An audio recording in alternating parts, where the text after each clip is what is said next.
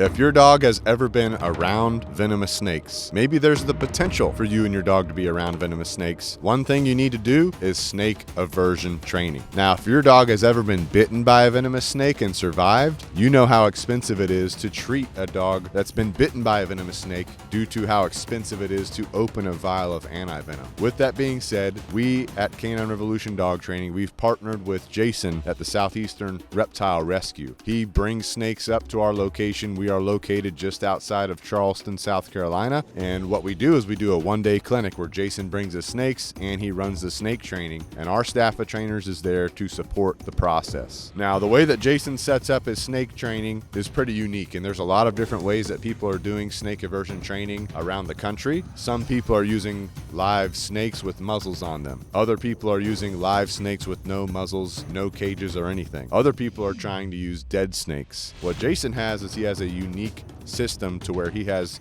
3 cages that are double caged so that the snake cannot bite through the cage to a dog and a dog cannot bite through the cage to get to a snake. One of the cages is empty. He calls that the control box. The second cage has a cottonmouth and a copperhead in it, and the reason why those two are together is because they are from the same snake family. They smell very similar. The third box, the third cage, has the rattlesnake in it, and because we're in the Charleston low country area of South Carolina, he puts a timber rattlesnake in there. So what we're gonna do, we're gonna review some footage that we took at our last snake aversion training clinic with Jason, and we're gonna review his briefing that he does before he starts the clinic. I'm gonna basically move through these to provide you as much information as possible and so that you can see what snake aversion training might look like depending on where you're doing it. The first clip, which is gonna be Jason talking about why do we do snake aversion training. You guys are going to play what I like to call the dumb dog owners, okay?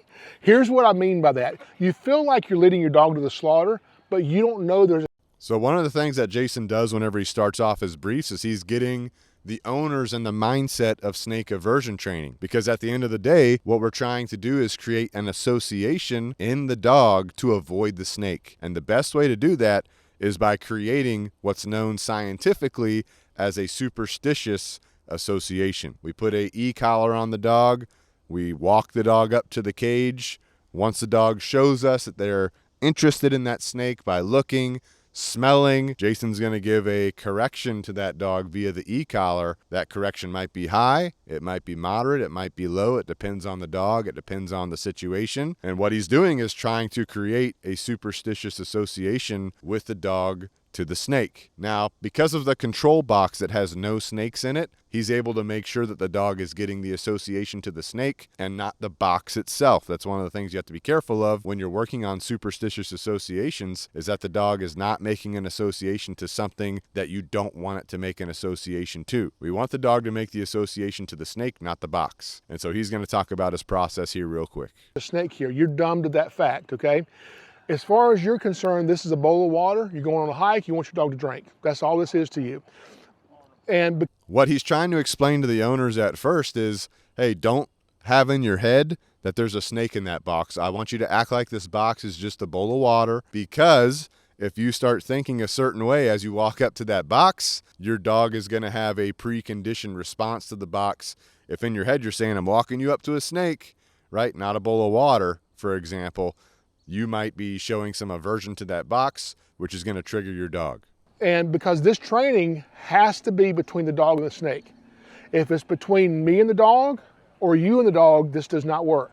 A key thing he just pointed out is that the training of snake aversion must be between the dog and the snake.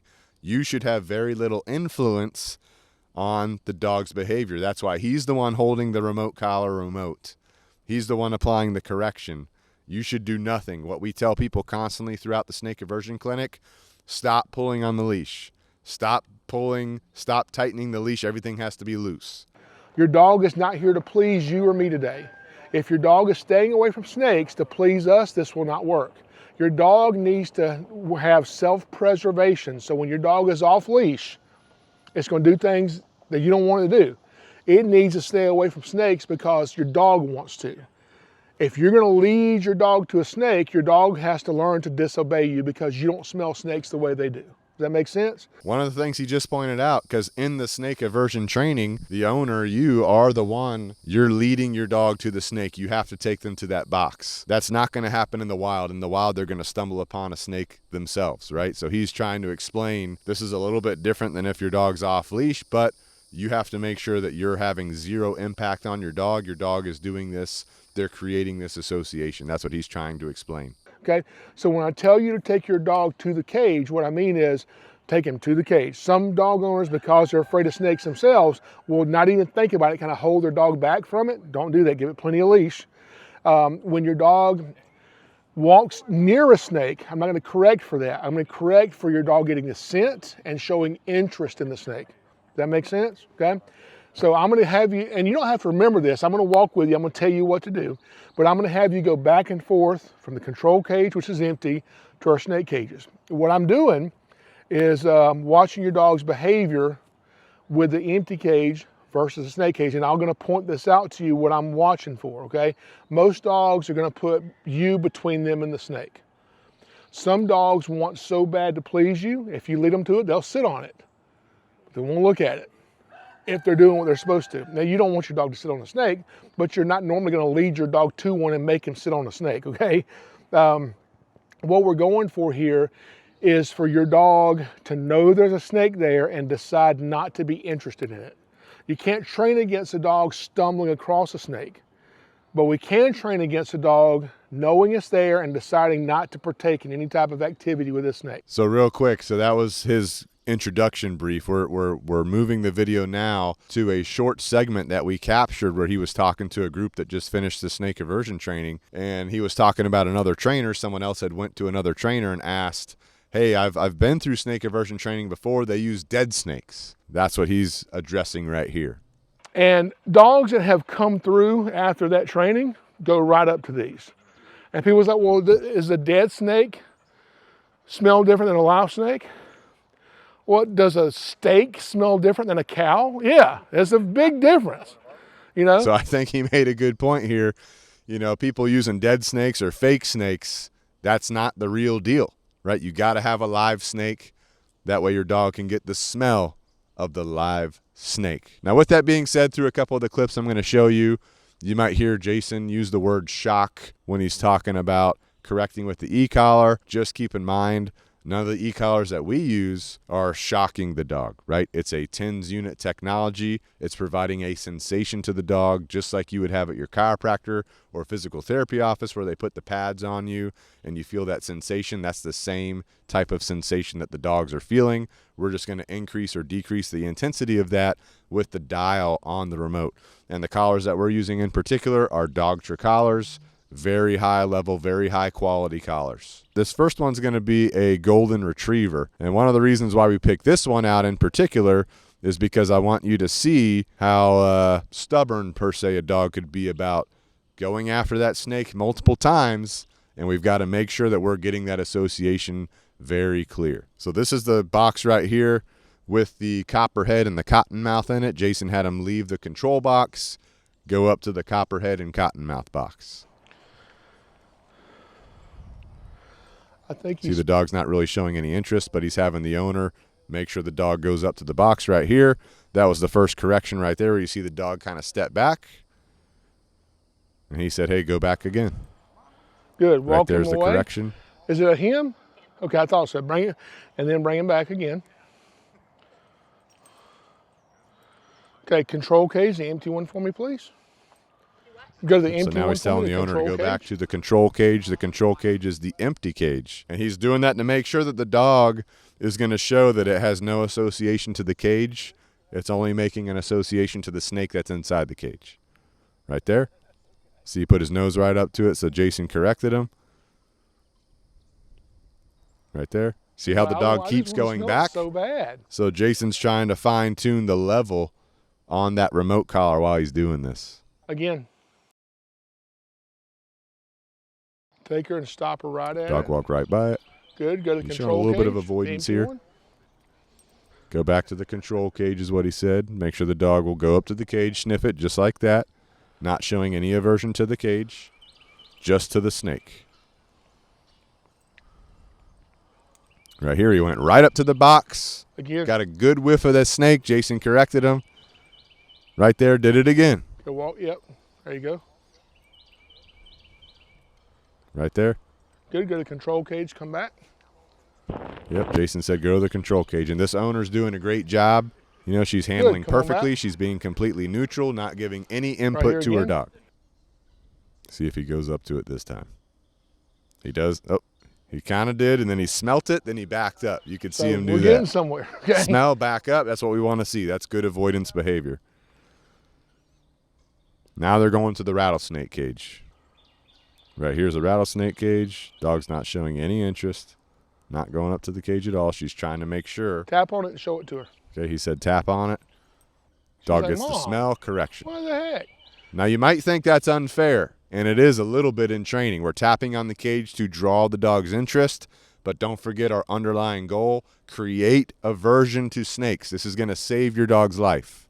So we tap on the cage to get the dog to come up and smell. As soon as they smell, we create the aversion. That way the dog, when you're in the wild, they won't go up to the rattlesnake. Control cage. See how the dog's putting himself between the owner's legs. She's still doing a great job. She's being neutral. She understands the process very clearly. They walk past the control cage. He smells it. He keeps moving. We're good. We're going back to the copperhead and cottonmouth cage now. See how he shows the aversion? There we Boom. go. Between the legs. Good. He's like, I smell it. I'm staying away. That's what we want to see. I'm not going close to that thing. I smell it. I don't want to get close to it. He gets close. He kind of moves away. She's trying to show it to him. Notice how he's blatantly putting his head away. He's blatantly looking away. He's trying to get away from the cage. That's the behavior that we want to see when we've achieved good association from the dog to avoid that snake. Go to the control cage to make sure, you know, the dog is not creating an association to the cage itself, but only to the snake. Walk up to the copperhead and cottonmouth cage again. He went up for a little sniff right there. See how he sniffed it and backed up? Ideally, and that happened in a very split second, ideally we correct that because he actually did it twice. When they first walked up, he went up and sniffed and backed up, came around the owner, went back up, sniffed again, backed up. So ideally on that second sniff, we correct him, but it happened so fast it was hard to get that one. Rattlesnake cage. Completely avoiding. He's going to go off in the woods instead of get close to that cage right there. See how even if she forces him close to the cage, he's moving his head away. That's what we want to see. Jason says, go back to the copperhead and cottonmouth cage one more time, just to see. Dog's completely avoiding the cage and the smell. One thing I'm looking at when we come up just now as you're walking up this cage, your dog's walking up the cage and it's trying to say, okay, which way do I go here? Like it's trying to go to this one. Let me see. Okay, good. Come back over here where you just left. The control cage right there. And lead him right to it again. Now he's telling her come right up to that cage, see what he does. He smelled it. Okay, another correction by Jason. She keeps wanting to go. He keeps wanting to go. That's fine. We're going to keep doing it. Let's go again. Yep, so Jason's making sure, okay, because he keeps showing interest in those copperheads and cottonmouths, we got to do it enough times until he shows us that he gets the picture to leave those suckers alone. The good thing is, he's not doing it to the rattlesnake. He's still going. Every time he goes up here, he's still getting that scent. So he's going to have, let me just see something real quick. Come here. Jason's checking the collar just to make sure it's fitted properly. Just making sure. Okay, good. Yes, he's making good contact. She just really wants it. She wants it really bad, or he wants it really bad. So we're going to keep giving it to him. As long as, you know, it's different if your dog is going up to this cage and showing interest but not smelling it, and I'm correcting it because that's really hard. But with your dog putting your nose on the cage and it's getting the scent and I'm correcting it over and over and over, we want it to get it quicker, but every time I'm shocking it, it's still getting that scent. So that's, if we have a hard-headed dog, that's the best way to have it, if that makes sense, okay? So go there again. Go back to the copperhead and cottonmouth cage, and he did say shock, and again, we're not shocking the dog. We're stimulating with that remote collar that works like a TENS unit. He smelt it. He moved away. See, as he walked up to the cage, he smelt it, then he So hang on, went come around. back, tap on the cage, call him to it. I keep wanting to say this. See how she's tapping it? He There came down we to go. smell it, Good. and All now right, he's good, like, I want Kaiser. nothing to do with it. Okay, go to the rattlesnake. We can say the association has been achieved. He's going to do one more rattlesnake run right here. Same thing. Yep, she's tapping it. He's wanting nothing to do with it. Cottonmouth one more time, and the copperhead one more time. Dog does not want to get close to that. Right here, we got the rattlesnake, or the rat snake, non-venomous, on the ground right here. Dog went up to it, sniffed it, and Jason made sure to get a very strong correction on that dog. Because even though all the smells, the dog learned to avoid the smells, it still wanted to walk right up to that rat snake. Sees it again. She's looked at it twice just now and turned her head from it. Walk her away and bring her back to it again, okay? The owner's doing a great job of being neutral, this not time giving when any you come input. up, let it bite your foot and see if she protects you, okay? I'm just kidding. All right, she sees it. See how the dog Good. sees it, backs Perfect. up. That's all her. That's Dog not sees me. it, dog backs up. That's all her. Walk her away, bring her back again. She's making the right That decision, first so correction I'm was not going to enough correct to her. teach that dog, do not walk up on anything that looks like this and that smells like any of these things that we've smelt today. One more time, a little closer. Now the dog won't even get up close to it. She's dragging it. Remember, this is a little bit unfair, but it's how we make sure that association is set. That's all I want to see. Perfect. So this is the type of training that we're going to do. Again, this is the scenario of training where we might be a little bit unfair, but we got to make sure that association is solidified. GSP. Let's see the differences between the dog we just watched and this dog right here. And this dog is a hunting dog. This owner takes it hunting with him pretty often. And so snake aversion training is extremely important for him because you are going to encounter snakes. So the dog went up, showed interest in the copperhead and cottonmouth box, got the correction. Owner's doing a great job staying neutral. Now the dog is not wanting to get anywhere close to that box. Owner's trying to pull it to the box. Dog's fighting him. Let's go back to the control box and make sure the dog is not creating an association to the box, but is creating an association to the snake inside the box. So we see the dog smell the box. That was perfect.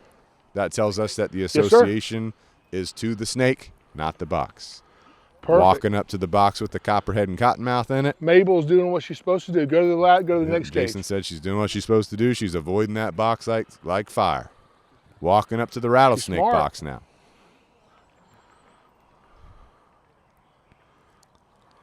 Different box, different snake. Let's see what she does. Perfect. Go to the control cage for me. She avoided the rattlesnake, didn't need a correction. So let's go to the control cage and see. We want to make sure that she is acting like there's nothing wrong with the box itself. She walks right past the box, no big deal. Perfect, come back. She's standing right next to the box, no I have not corrected your dog on this rattlesnake. I don't know if you noticed, but let's see if she does it again. When you went up, she walked around, but she put herself on the outside of you. Okay? She did not do this with the control cage. So I've only corrected her with the copperhead and cottonmouth. I have not corrected her with the rattlesnake. So let's see if it was an accident or if she's doing what she's supposed to do. See that? Okay? So what this tells me is rattlesnakes smell similar to copperheads and cottonmouths because she's picking up on that scent with no correction. So that is perfect. That's exactly what I want to see. So come on back.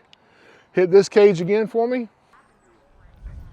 See how they get close to the copperhead and cottonmouth. Go to the next the dog walks to the outside. I've only corrected her one time on that one cage.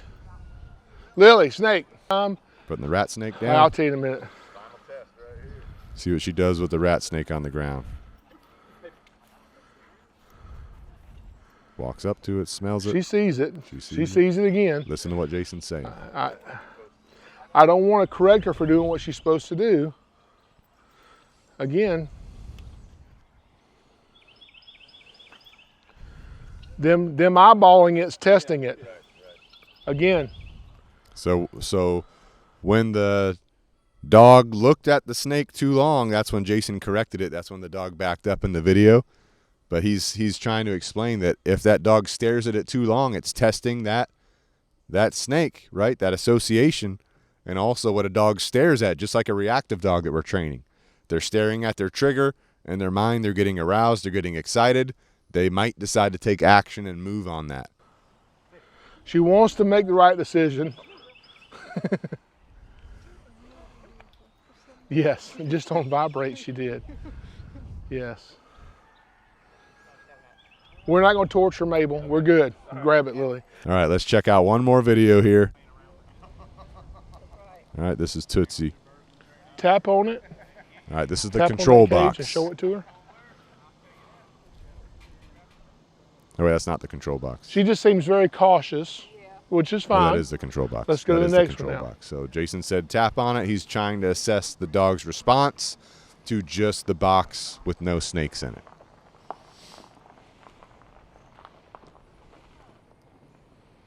And just so you're aware, these boxes, they do change positions throughout the entire clinic that we run out here.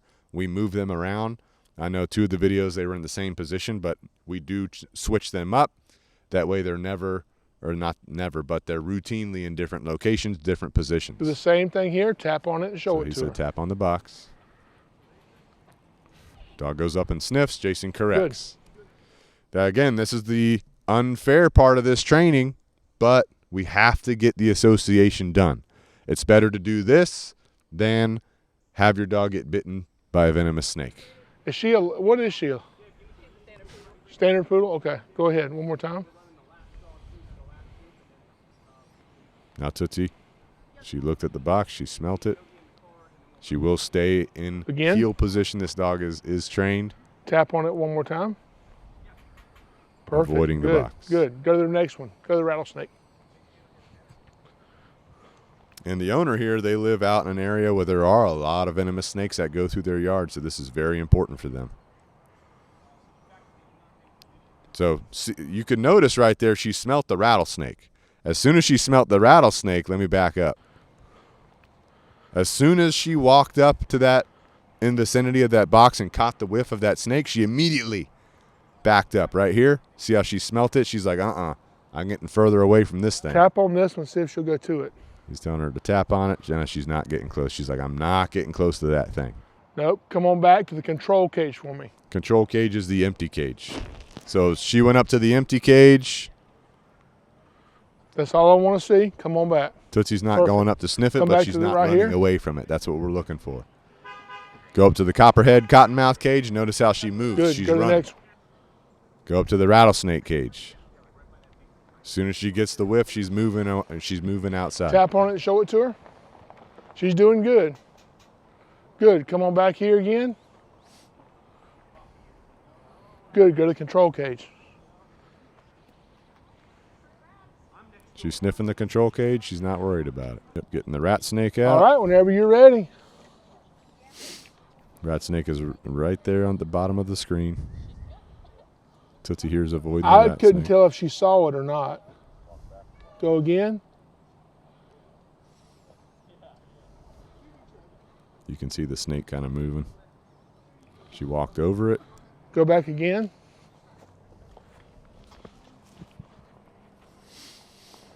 Stop her right there. You okay with snakes? Okay, good. Just give her a minute.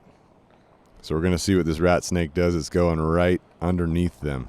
She's watching these cars. It's going right between the owner's legs. You can see it right between the owner's legs. I'm glad you're okay with snakes. Tootsie's just not moving.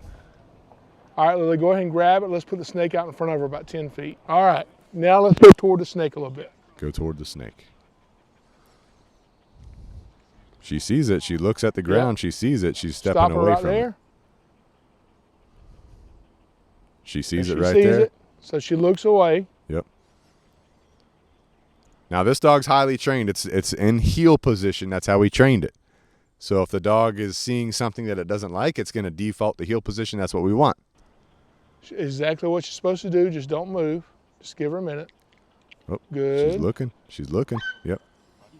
So I had to get the correction because she looked too long. Too much looking is going to get you interested in that thing. You have to learn that as soon as you see something that looks like a snake, you got to get away. Good.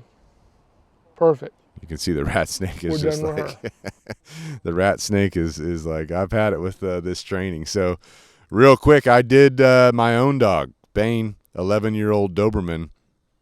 When I was stationed in California, San Diego, I did snake aversion training with him. It was only on rattlesnakes. They had the rattlesnake no cage, just out on the ground with the snake handler there. And the instructor is the one that would take my dog through the snake course, not me. And so, I did that snake aversion training, but that did not apply to copperheads or cottonmouths. And I do reside on our 20-acre Dorchester Dog Training Academy campus. I reside here on the campus where all the dogs stay. And in the past, we've had, on our nature trails that we have across the property, we've had copperheads. And my dog has cornered copperheads before. So when Jason came out with the copperhead, I took the advantage during our lunch break. I ran in, I grabbed my dog, brought him out, went through the course with him. I did it myself. Jason was eating his lunch. I tapped on the cages. I did everything we just saw in these videos. I made sure that he knew to stay away from the rattlesnake, stay away from the copperhead, stay away from the cottonmouth, and stay away from the rat snake. And I tell you what, about a week after we did this training, I was out on the back portion of our training campus, very low traffic area. I was out there with him on a nature trail. We were cleaning up the trail a little bit, and I saw him. He was up ahead of me, and he was sniffing the ground. He sniffed something, and he immediately moved away very quickly. And I was like, whoa, that's probably a good indication that there could be something up there that he's trying to avoid. And so I walked up, I looked around. I couldn't really see anything myself. It was kind of like sticks on the ground, brushy. And I tried to get him to come up with me. He would not come up with me. So I'm like, you know what? You're telling me there's a snake up here, so we're going to walk off, right? We walk back the way we came. So when you do snake aversion training, we always tell everybody, pay attention to your dog's body language. You're going to see them avoid things out in nature. Don't just force them through that. Take a second and say, is this a situation where there could potentially be a venomous snake? Is this a situation where I should force my dog through this, or I need to pay attention and listen to my dog? So you need to take that into account. We also had interviewed Mr. Jim Tracy, the Grampian, on our podcast, maybe a couple months ago, and he told a story. He did hunting dogs. That was his big thing in retrievers. He told a story about how he was walking down a nature trail with his dog. He had done snake aversion training, and his dog froze. His dog would not move, and he said, "You dumb dog, get up here, heel." And the dog would not do it. And as he was getting frustrated with his dog, he heard the rattle. Shh, rattlesnake was right there. And he backed off, and he said, that was the biggest mistake in my life, not listening to my dog. So that's the importance of snake aversion training. But in addition to snake aversion training, you also need to do e-collar conditioning. So if you want to do snake aversion training with us, go to our website at the link down in the description below to our snake aversion training page. Sign up there.